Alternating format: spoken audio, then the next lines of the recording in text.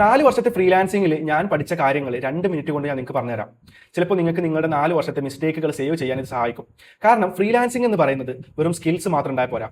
Proof ഇല്ല എങ്കിൽ, terms ഇല്ല എന്നുണ്ടെങ്കിൽ, പ്രോപ്പർ കൺഫർമേഷൻ ഇല്ല എന്നുണ്ടെങ്കിൽ നിങ്ങൾ ക്യാഷും നിങ്ങളെ ഒരുപാട് ചിലവാകും, അതുപോലെ നിങ്ങളുടെ ടൈമും ചിലവാകും, അതുപോലെ തന്നെ നിങ്ങളുടെ മെന്റൽ പീസും പോകാനുള്ള സാധ്യത ഉണ്ട്.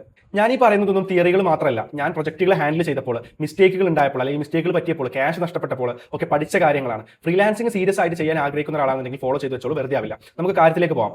ഒന്നാമത്തെ കാര്യം വാട്സപ്പ് മാത്രം പോരാ എന്നതാണ്. വാട്സപ്പ് മാത്രം ഉപയോഗിച്ച് പ്രൊജക്റ്റുകൾ കൺഫേം ചെയ്യുകയാണെന്നുണ്ടെങ്കിൽ കോളിൽ പറഞ്ഞ കാര്യങ്ങളും ചാറ്റിൽ പറഞ്ഞ കാര്യങ്ങളും ആളുകൾ പിന്നെ മാറ്റി പറയാനുള്ള സാധ്യതയുണ്ട്. പക്ഷേ നിങ്ങളൊരു മെയിൽ അയക്കുകയാണെങ്കിൽ മെയിൽ ഈസ് എ പ്രൂഫ്. അതുപോലെ തന്നെ proposals, quotations, timelines, deliverables ഇതെല്ലാം മെയിലിൽ കൃത്യമായിട്ടുണ്ടാകണം. വാട്സപ്പ് കമ്മ്യൂണിക്കേഷൻ ഓക്കെയാണ്, പക്ഷേ ഒരു ഒഫീഷ്യൽ കൺഫർമേഷൻസ് വേണ്ടി അല്ലെങ്കിൽ സീരിയസ് ആയ എന്തെങ്കിലും കാര്യങ്ങളൊക്കെ എടുക്കുകയാണെന്നുണ്ടെങ്കിൽ മെയിൽ ആയിരിക്കുന്നതാണ് ഏറ്റവും നല്ലത്. രണ്ടാമത്തെ കാര്യം അഡ്വാൻസ് ഇല്ലാതെ വലിയ പ്രൊജക്റ്റുകളൊന്നും പോയി സ്റ്റാർട്ട് ചെയ്യരുത്.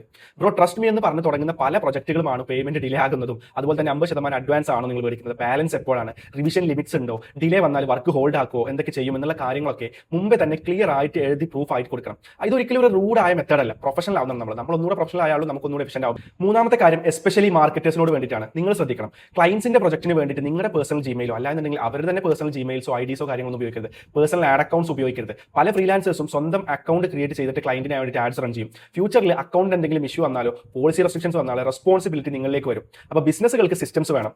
ഗൂഗിൾ ആഡ്സ് ആണെന്നുണ്ടെങ്കിൽ പ്രോപ്പർ ബിസിനസ് അക്കൗണ്ട്, മെറ്റാഡ്സ് ആണെങ്കിൽ ബിസിനസ് പോർട്ട്ഫോളിയോ അല്ലാന്നുണ്ടെങ്കിൽ മറ്റ് കൃത്യമായിട്ടുള്ള ഒഫീഷ്യൽ ആയിട്ടുള്ള മെത്തേഡ്സ് മാത്രം നിങ്ങൾ യൂസ് ചെയ്യുക. ഇങ്ങനെയാണ് പ്രൊഫഷണലി നമ്മൾ സെറ്റപ്പ് ചെയ്യേണ്ടത്. എസ്പെഷ്യലി ഹെൽത്ത് കെയറിലൊക്കെയാണ് നിങ്ങൾ വർക്ക് ചെയ്യുന്നതെങ്കിൽ അതുപോലത്തെ നിശയിൽ പോളിസി റെസ്ട്രിക്ഷൻസും അതുപോലെ തന്നെ റിജക്ഷൻസും ആഡ്സിന് വരാനുള്ള സാധ്യത ഒക്കെ ഒരുപാടാണ്.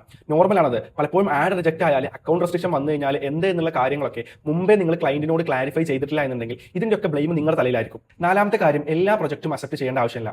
ചില ക്ലയൻസ് ആദ്യ കോളിൽ തന്നെ റെഡ് ഫ്ലാഗ് നമുക്ക് കാണിച്ചു തരും. അർജന്റ് ആണ് ബ്രോ, ബഡ്ജറ്റ് പിന്നീട് പറയാം, ജസ്റ്റ് സ്റ്റാർട്ട് ഫസ്റ്റ്. ഇങ്ങനത്തെ ഡയലോഗുകൾ കേട്ടാൽ ഒന്ന് കെയർഫുൾ ആയിരിക്കുക. മിനിമം ഒരു പ്രോപ്പർ മീറ്റിംഗ് എങ്കിലും വീഡിയോ കോൾ പറ്റുകയാണെന്നുണ്ടെങ്കിൽ അതെങ്കിലും ചെയ്യുക. ക്ലയന്റ് റിയൽ ആണെന്ന് വെരിഫൈ ചെയ്യുക. അഞ്ചാമത്തെ കാര്യം എന്ന് പറയുന്നത് സ്കോപ്പ് ക്ലിയർ ആക്കണം. വർക്ക് എന്തൊക്കെയാണ് ഉൾപ്പെടുന്നത്, എത്ര റിവിഷൻസ് ഉണ്ടാകും, എക്സ്ട്രാ വർക്കിന് എത്ര ചാർജ് ഉണ്ടാകും, ഇതെല്ലാം ഞാൻ മുന്നേ പറഞ്ഞ പോലെ തന്നെ ഇതൊക്കെ മുൻപേ പറഞ്ഞിരിക്കണം. ഫുൾ പേയ്മെന്റ് വരുന്നത് വരെ ഫൈനൽ ഫയൽ ഷെയർ ചെയ്ത് കൊടുക്കാതെ അല്ലെങ്കിൽ ഫുൾ ആക്സസ് കൊടുക്കാതിരിക്കുക. അതിൽ നിങ്ങളുടെ തംബ്നെയിൽസോ കാര്യങ്ങളോ കൊടുത്തിട്ട് നിങ്ങൾക്ക് ഷെയർ ചെയ്ത് കൊടുക്കുക. ഇതൊക്കെ നമ്മൾ ചെയ്താലും സംടൈംസ് പ്രോബ്ലംസ് ഹാപ്പൻസ്. ബിക്കോസ് ഫ്രീലാൻസിംഗിൽ എല്ലാം നമ്മൾ പ്രഡിക്റ്റീവ് ചെയ്യുന്ന പോലെ അല്ല.